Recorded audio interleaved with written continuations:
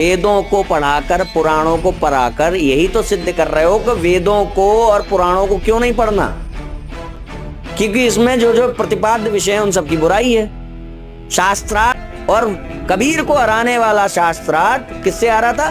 शंकराचार्य से। नाम याद होगा, शंकराचार्य।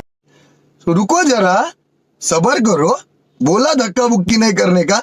तो जर बुद्धि, तुम्हें याद है ना, तुम और तुम्हारे शंकराचार्य किसको भगवान बताते हैं? ब्रह्मा विष्णु महेश को। ब्रह्मा विष्णु महेश की उत्पत्ति किससे हुई? आज मैं दिखाता हूँ। श्रीमद् देवी भगवत महापुराण तृतीय स्कंद अध्याय 4 पृष्ठ 259 पे लिखा है, मैं ब्रह्मा विष्णु शंकर हम सब आपके ही प्रभाव से उत्पन्न होते हैं। जब हम ही नित्य नहीं है तो फिर इंद्र आदि प्रमुख देवता कैसे नित्य हो सकते हैं? समस्त चराचर जगत की जननी तथा सनातन प्राकृतिक रूप आप ही नित्य है। स्पष्ट हो रही कि माता दुर्गा को प्राकृतिक कहते हैं और ब्रह्मा विष्णु महेश की जो उत्पत्ति माता दुर्गा से हुई है। एक और आपको प्रमाण दिखाते हैं। जमसार भाग 1 मन माया के जोगते सतरज तम गुण 3 ब्रह्मा विष्णु महेश जू पुत्र जन्मे 3। माया अर्थात दुर्गा माता के 3 गुण हैं और ब्रह्मा विष्णु महेश 3 गुण हैं जो उनसे उत्पन्न हुई है। यहाँ पे भी स्पष्ट होता है कि ब्रह्मा विष्णु महेश की माता है, माता दुर्गा है। माया जिसको कहा भी जाता है माया प्राकृतिक देवी भी भगवत गीता में देखिए क्या कहते हैं। अध्याय 14 श्लोक 4 में कहते हैं, संपूर्ण योनियों में प्राणियों के जितने भी शरीर पैदा होते हैं उन सब की मूल प्राकृतिक तो माता है, अर्थात जो दुर्गा माता उन सब की माता है। मैं बीज स्थापन करने वाला पिता हूँ, अर्थात ये गीता ज्ञान देने वाला भगवान कह रहे कि प्राकृतिक तो इनकी माता है, मैं इनकी पिता हूँ। इनसे सिद्ध होता है कि जो गीता ज्ञान दाता है माता दुर्गा की पति है। गीता ज्ञान दाता जो है ब्रह्म है। गीता अध्याय 8 के श्लोक 13 में कहते हैं, ओम इति एक अक्षरम ब्रह्म व्यवहारम मम अनुसमरम ए पर्याति तजंदेहम स्वायाति परमाम गतिम। मैं ब्रह्म हूँ, मुझ ब्रह्म का केवल एक ओम मंत्र है जिसकी अंतिम श्वास तक जाप करने से मेरे से मिलने वाली गति को प्राप्त हो जाएगी। तो इससे स्पष्ट होती है कि वो ब्रह्म है। और वहाँ पे गीता ज्ञान दाता कहते हैं इन सब की प्राकृतिक तो माता है, मैं पिता हूँ। इससे सिद्ध होता है कि ब्रह्म की पत्नी है माता दुर्गा। आपने तो जाना कि ब्रह्मा विष्णु महेश की माता पिता माता दुर्गा और ब्रह्म है। ब्रह्म की भी उत्पत्ति परम अक्षर ब्रह्म ने की है। गीता अध्याय 3 के श्लोक 14 और 15 में देखिए क्या कहती है, संपूर्ण प्राणी की अन्न से उत्पन्न होते हैं, अन्न की उत्पत्ति वर्षा से होती है, वर्षा यज्ञ से होती है, यज्ञ कर्मों संपन्न होता है। कर्म को तू ब्रह्म से उत्पन्न जान और ब्रह्म को तू परम अक्षर ब्रह्म से उत्पन्न जान, अर्थात प्रकट जान। यहाँ पे सिद्ध होता है कि गीता ज्ञानदाता की भी उत्पत्ति किसी और ने की है। तो इनसे सिद्ध होता है कि ब्रह्मा विष्णु महेश की पिता है ब्रह्म और ब्रह्म की भी उत्पत्ति करता है परम अक्षर ब्रह्म। इससे सिद्ध हुआ कि ब्रह्मा विष्णु महेश की जो दादा है परम अक्षर ब्रह्म। दर्शकों, सवाल ये है कि परम अक्षर ब्रह्म कौन है? आइए आपको मैं प्रमाण से दिखाता हूँ परम अक्षर ब्रह्म कौन है। परम अक्षर ब्रह्म का अर्थ होता है परम माने श्रेष्ठ, अक्षर माने अविनाशी, ब्रह्म माने परमात्मा। श्रेष्ठ अविनाशी परमात्मा है। गीता में तो स्पष्ट बोल दिया परम अक्षर ब्रह्म से ब्रह्म की उत्पत्ति है, अर्थात जिसने ब्रह्म की उत्पत्ति की है वही परम अक्षर ब्रह्म है। तो कबीर साहब कहते हैं ब्रह्म बीज हमी से उपजे। इनसे सिद्ध होता है कि परम अक्षर ब्रह्म कबीर साहब है। एक और आपको दर्शकों प्रमाण देते हैं। कबीर सागर के बोध सागर में लिखा है, कबीर पुरुष एक वहाँ छिपाए सत्य पुरुष जगदास कहाए। कबीर साहब अपने आप को छुपाए हैं और सत्य पुरुष जगदास का है, अर्थात पूर्ण परमात्मा। सत्य माने अविनाशी, पूर्ण पुरुष माने परमात्मा, अविनाशी परमात्मा, श्रेष्ठ परमात्मा, कुल के मालिक एक, इस जग में दास कहाया। सतपुरुष जग दास कहाया, अपने आप को छुपाया हुआ। इनसे सिद्ध होता है कि कबीर परमेश्वर अविनाशी परमात्मा है, श्रेष्ठ परमात्मा है।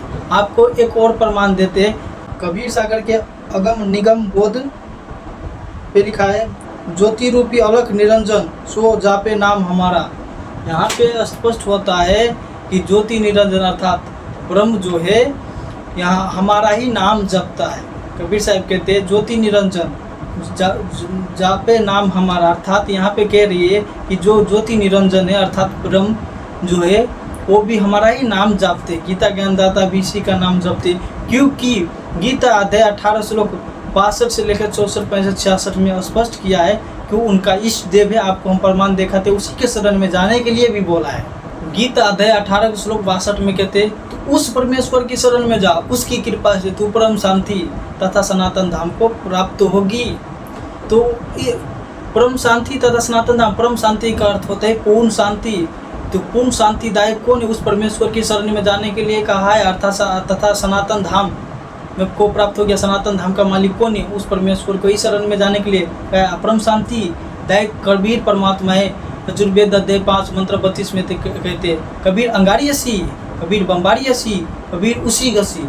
कबीर उसी घसी का अर्थ, उसी घसी का अर्थ होता है परम शांति अर्थात पूर्ण शांति। तो इससे सिद्ध होता है कबीर उसी घसी का अर्थ होता है कबीर परमात्मा परम शांतिदायक है, पूर्ण शांतिदायक है। और सनातन धाम, सनातन धाम का भी अर्थ होता है सतलोक, सचखंड, दिव्य लोक, नित्य लोक। और सतलोक का मालिक भी कबीर परमात्मा है। कबीर साहब कहते हैं, अमर करूँ सतलोक पठाओ, ताते बंदी छोट कहाओ। और साथ में एक और कहते हैं, 3 लोक का राज है ब्रह्मा विष्णु महेश, ऊंचा धाम कबीर का सतलोक प्रदेश। इनसे सिद्ध होता है कि कुल का मालिक जो कबीर परमेश्वरी सतलोक का मालिक है, वही परम शांतिदायक है। 18वें अध्याय श्लोक 63 में भी कहते हैं, देखिए गोपनीय से भी अति गोपनीय ज्ञान मैंने तुझको कह दिया, अब तू इस रहस्य में ज्ञान को पूर्णतः भली भांति विचार कर, जैसे चाहता है वैसे कर। गीता ज्ञानदाता कहता है, मैं तुझको अति गोपनीय से गोपनीय बात तुझको ज्ञान मैंने तुझे कह दिया, अब तू जो चाहता है तू वही कर। गोपनीय बात क्या है कि 62 में कह दिया, 62 श्लोक में कह दिया, पीछे के श्लोक में, तू उस परमेश्वर के शरण में जा, उसकी कृपा से तो परम शांति तथा सनातन धाम को प्राप्त हो जाएगी। तो परम शांति और सनातन धाम का मालिक और परम शांति दायक है कबीर परमेश्वर। इससे सिद्ध होता है कि गीता ज्ञानदाता कहती कि कबीर परमेश्वर की शरण में जा। अब पीछे भी आपको देखा है कि ज्योति निरंजन जो है ध्यान धरते है, परम अक्षर परम कबीर साहिब का ही ध्यान रखते हैं। इसीलिए भी अध्याय 18 श्लोक 62 में के उस परमेश्वर के शरण में जा, कबीर परमेश्वर के शरण में। इससे भी सिद्ध होता है। फिर 63 में भी यही बातें कह दिया कि मैं ये गोपनीय से गोपनीय बात तुझे मैं कह दिया, अब तू जो जैसा चाहता वैसा कर। क्या कह दिया गोपनीय बातें? कि कबीर परमेश्वर के शरण में जा, वही परम शांतिदायक और सनातन धाम का मालिक है। फिर देखिए दर्शकों 64 में भी क्या कह रहे हैं, सबसे अत्यंत गोपनीय सर्वोत्कृष्ट तू वचन को तू फिर भी मुझसे सुन, वो मेरा अत्यंत इष्ट है। इसीलिए यहाँ पे दर्शकों इष्ट शब्द है, इष्ट का अर्थ प्रिय कभी नहीं होता है, पूज्य होता है। 18वें अध्याय के श्लोक 70 में भी लिखा है, इष्ट का अर्थ पूज्य होता है। और इष्ट का अर्थ पूज्य ही होता है, पूज्य देव होता है। प्रिय का यहाँ पे प्रिय क्या है, जो मिष्ट गलत किया है, क्योंकि प्रिय का अर्थ अत्यंत प्यारा होता है, बहुत प्यारा होता है। इष्ट का अर्थ इष्ट होता है, जो परम अक्षर ब्रह्म होती है, पूज्य देव होती है, जो सब कुल का मालिक एक है, वो सबका इष्ट है। और इससे सिद्ध होता है कि ये गीता ज्ञानदाता भी कह रहे हैं कि वो मेरा इष्ट है, अति गोपनीय से गोपनीय बात को मैं तुझे ज्ञान को फिर मैं तुम्हें बतला रहा हूँ, फिर से बता रहे। एक तो बता दिया 62 में कि तू कबीर परमेश्वर के शरण में जा, उसकी कृपा से परम शांति तथा सनातन धाम को प्राप्त हो जाएगी। अति गोपनीय से गोपनीय बात को मैं तुझे फिर से कह रहा हूँ, वो मेरा इष्ट है, पूज्य देव है। तो इससे सिद्ध होता है कि पूर्ण परमात्मा कबीर साहब है, उनके शरण में गीता ज्ञानदाता भी जाने के लिए कह रहा है। अब जड़ बुद्धि शिवांशु, तुम्हें नाम याद होगा और नहीं नाम याद है तो नाम याद रख कि वो परमात्मा कबीर साहब है, जिसकी शरण में जाने के लिए कह रहा है।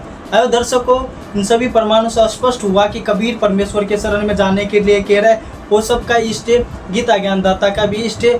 और बात रही शास्त्रार्थ की, तो सोचिए दर्शकों, ब्रह्मा विष्णु महेश की पिता है ब्रह्म, ब्रह्म की भी उत्पत्ति करता है भी परम अक्षर ब्रह्म। इनसे सिद्ध होता है कि शास्त्र अर्थ कभी भी एक दादा से पोते कभी नहीं कर सकता, ना कभी और जीत सकती है, क्योंकि दादा जो है उन पोते से पूछेगी कि उनसे पूछेगी कि आप अपने पिता की उत्पत्ति बारे में बताइए, तो नहीं बता सकती। और परम अक्षर ब्रह्म जो है अविनाशी है, उनका पिता का भी इष्ट है, उत्पत्ति करता है। इनसे सिद्ध होता है कि बात तो रही शास्त्रार्थ की, तो सुन शिवांश दुर्बुद्धि जड़बुद्धि, कभी शास्त्रार्थ कुल का मालिक एक से कभी नहीं कोई कर सकता। क्योंकि आप दर्शकों, मैं आपसे और प्रमाण देते हैं कि वेद मंडल नंबर 9 सूक्त 20 मंत्र 1 में लिखा है, ओ परमात्मा, मूल संस्कृत में ही लिखा है कबीर देव, जबकि अनुवादकर्ता ने कभी किया। मूल संस्कृत में लिखा है कबीर देव माने परमात्मा, कबीर परमात्मा, कबीर परमेश्वर। तीसरे सिद्ध वो परमात्मा कबीर देव है और सबका रक्षक है, विद्वानों के तृप्ति के लिए ज्ञान देता है, विद्वानों के तृप्ति के लिए ज्ञान देता है, सहनशील है, संपूर्ण दुष्टों को संग्राम में क्या चीज़ के संग्राम में, ज्ञान की संग्राम में सबको तिरस्कृत करता है। यहाँ पे दर्शकों सिद्ध हो गया कि सबको छक्का छुड़ा देते हैं ज्ञान के संग्राम में। इससे सिद्ध होता है सर्वोत्पादक परमात्मा वही है। कबीर साहब सर्वोत्पादक है, सबको उत्पत्ति किया है, उत्पत्ति करते हैं, शुद्ध स्वरूप है, विकारों से रहित है। वो परमात्मा सबको उत्पत्ति किया, अर्थात including Brahma Vishnu Mahesh Ganesh, including all, ब्रह्म का भी उत्पत्ति करता है वो ये।